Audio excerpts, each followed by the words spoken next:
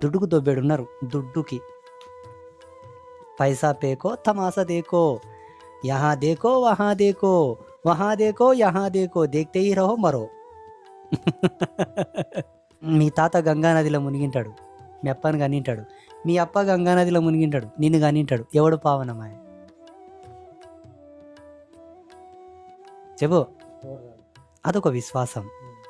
గంగానదిలో మునిగితే శరీరంతో వచ్చిన శేషములు కొని పోతాయన్నది కానీ బ్యాంక్ బ్యాలెన్స్ నిండుతాయి, లాకర్లో పైసలు నిండుతాయి, నా అప్పులు పోతాయి.